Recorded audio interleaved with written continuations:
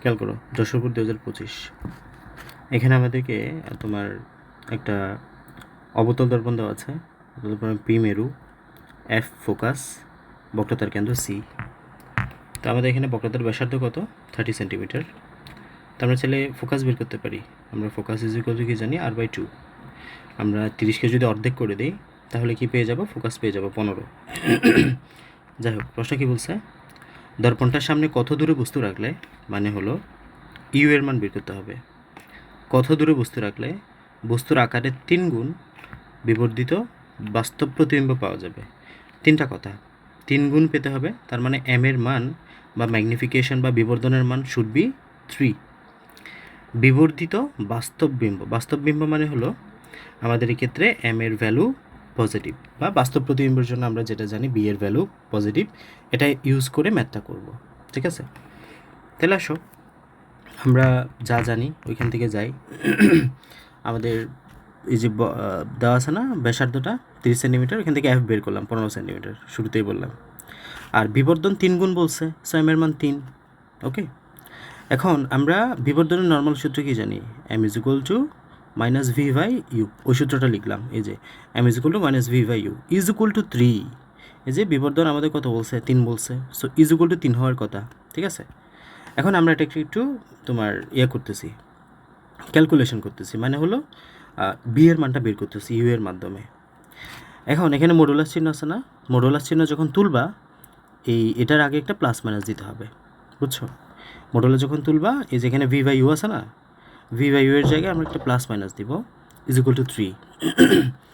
আর এখানে মাইনাস চিহ্নটা তখন থাকবে না, মডুলাস যখন তুলবা মাইনাস চিহ্নটা ভ্যানিশ হয়ে যাবে, কারণ মডুলাস চিহ্ন দেওয়া হয় মাইনাসটাকে রিমুভ করার জন্য। সো আমাদের মডুলাস চিহ্ন তুলে পাশে প্লাস মাইনাস নিয়ে আসলাম। ওকে, তাহলে ভিটা যদি এ পাশে রাখি, ইউটা পাশে গুণাকারে যাবে, তাহলে প্লাস মাইনাস 3u। ওকে, মানে হচ্ছে বিটা রাখলাম, ইউটার পাশে গেল আর কি। ঠিক আছে, আচ্ছা এবার আসো আমরা ভি এর মান কত পাইলাম? প্লাস মাইনাস 3u ভি এর মান।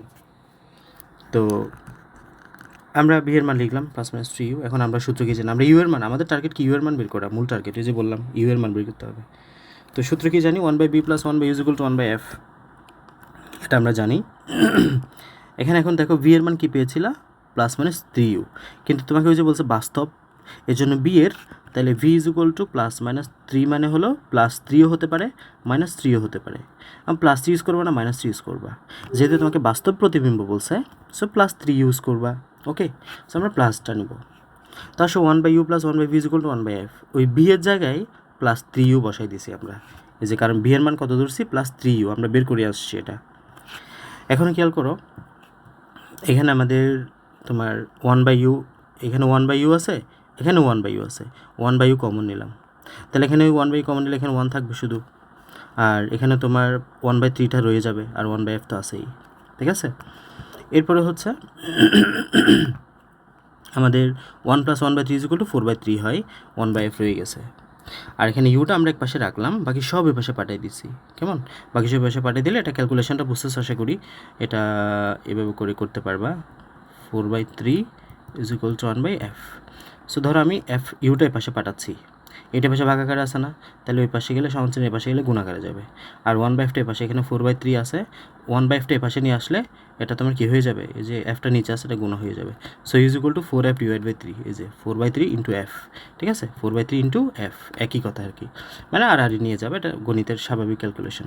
এখন এফ এর মান তো জানা আছে 15, বসাই দিলেই তোমার আনসার শেষ, 20 সেন্টিমিটার।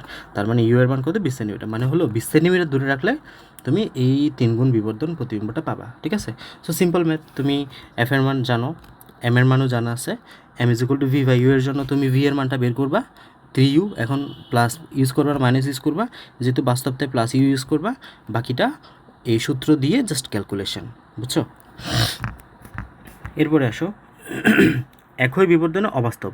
দেখো এখানে বাস্তব প্রতিবিম্ব কথা বলছে, তার মানে শুধু তুমি +3 ইউজ করছো, এখানে অবাস্তব বলছে না, তার মানে -3টা ইউজ করবা।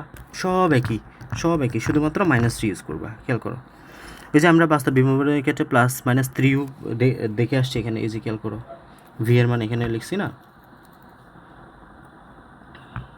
এই যে এই জায়গাটাতে আমরা লিখলাম,